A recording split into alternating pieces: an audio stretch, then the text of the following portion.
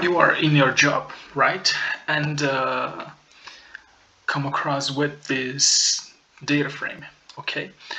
So notice that we have employees, right? That consists in depths, okay? And your specific role, right? And your salary too, with 3,000 and 500, or 500 to better say, 3,000 and 800, 4,000, and so on. Notice that we have two outliers, right? CO with 85,000 and this data error row that has a salary very high. Okay, but if we calculate the mean and the median of this data frame, we have these two informations, right? 44,000 approximately of average, and the salary of 4,000. But this mean is completely false, right? Because the major salaries are about 4,000 or 3,000 and a half, for example. So we need to find these outliers, okay? And finding the quantile, okay? Using the property quantile that compute Q1, right? And Q1 to better say, and Q3.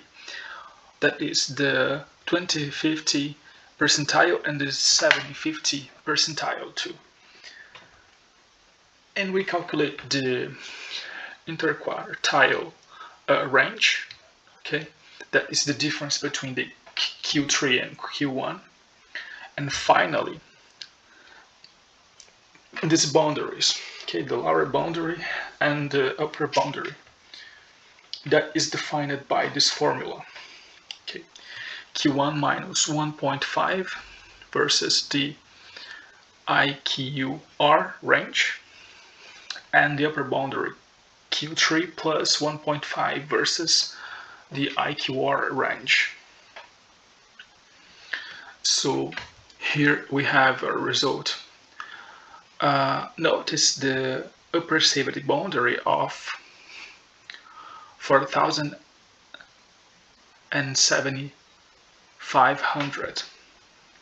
Okay, this corresponds to the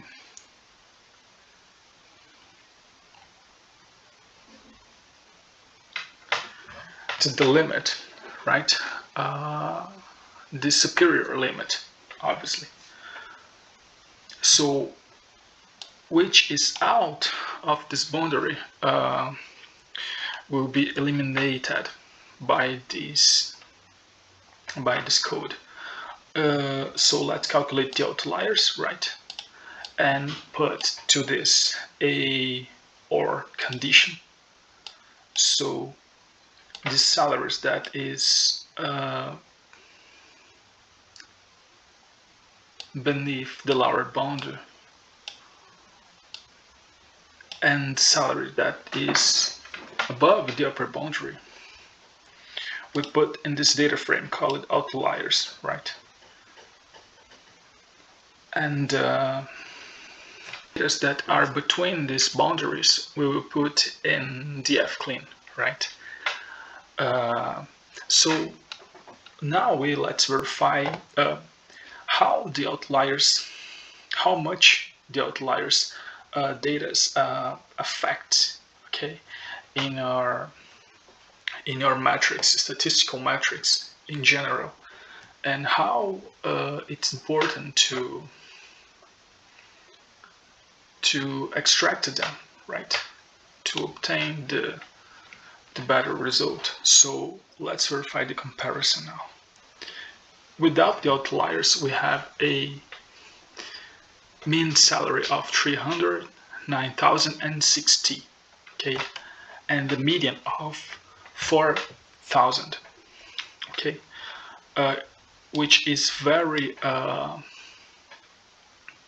least in comparison with the metrics that take the outliers into considering, right?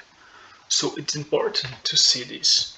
The outliers, right, and the other data that doesn't have a correct data type accordingly to that column, okay, I extracted them or replaced them for a correct data type, and then calculate these statistical metrics.